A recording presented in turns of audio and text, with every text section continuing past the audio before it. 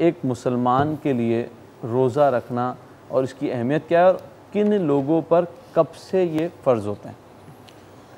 بسم اللہ والحمد للہ والصلاة والسلام علی رسول اللہ۔ واقفیت معلومات آپ کے شکوک کو شبہات کو دور کرتی ہے۔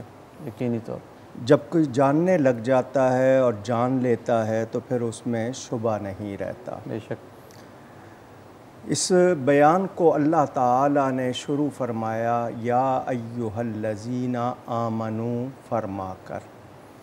یہ بڑا پیار کا خطاب کہ اے وہ لوگو جو ایمان لا کر ہمارے ہو گئے ہو۔ کیا بات! تو جب پیار سے پکارا جائے تو آپ کی پوری توجہ بھی ہو جاتی ہے اور آپ کو دلچسپی بڑھ جاتی ہے۔ بالکل۔ اب یہ ہے کہ ہم جس دنیا میں موجود ہیں اس کا نام ہے عالم اجسام، جسموں کی دنیا۔ اس سے پہلے ہم جس زمانے میں تھے اس کو کہتے ہیں روحوں کی دنیا، عالم ارواح، ٹھیک ہے۔ وہاں روح جو تھی وہ کھانے پینے گناہ وغیرہ سے پاک تھی، کوئی گناہ نہیں ہوتا تھا۔ اب جسم کے اجزاء جو اس وقت ہمارے جو بھی تھے خیالی تھے، ابھی وجود میں نہیں آئے تھے، خیالی اپنے حساب سے کہہ رہا ہوں، اللہ کے حساب سے نہیں کہہ رہا۔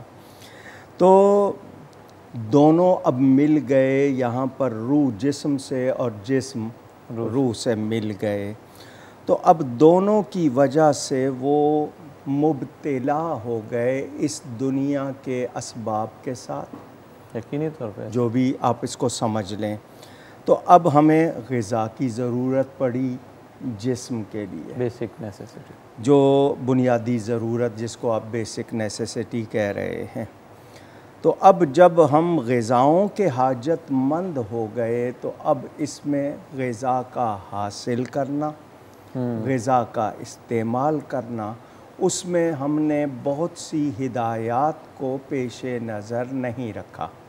ہم اپنے طور طریقوں سے کہ میں اس طرح کما لوں، میں اس طرح کما لوں، اپنی عقل کو ہم نے کوئی رہنما نہیں دیا اور خود سے فیصلے شروع کر دیے۔ جو لوگ قرآن و سنت کے مطابق رہے ان کے لیے بھی زندگی تھی اور وہ زیادہ آسان تھی۔ بے شک اسی طرح۔ اچھا، اب جو ہوئی کہ نفس اور روح جسم میں ہے، ٹھیک ہے، اب ایک کی قوت دوسرے کی کمزوری، میں روح کو مضبوط کروں گا نفس کمزور ہوگا، میں جسم کو توانا کروں گا روح کمزور ہوگی۔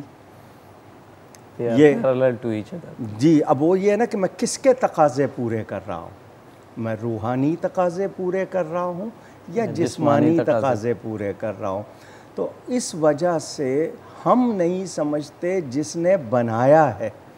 اچھا، آج سائنس بھی کہہ رہی ہے کہ انسان اگر سال بھر میں اتنے گھنٹے مسلسل اگر فاقہ کرے تو اس کے جسم کے سارے نظام جو ہیں وہ صحیح کام کرتے ہیں۔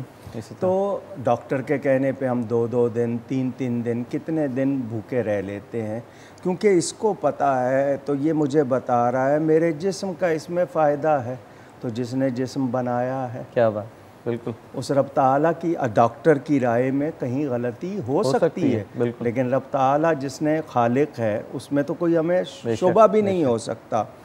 تو ہمارے لیے اللہ تعالیٰ نے مہربانی کی ہے، یہ مشقت ہمیں دے کر ہم پر مہربانی کی ہے۔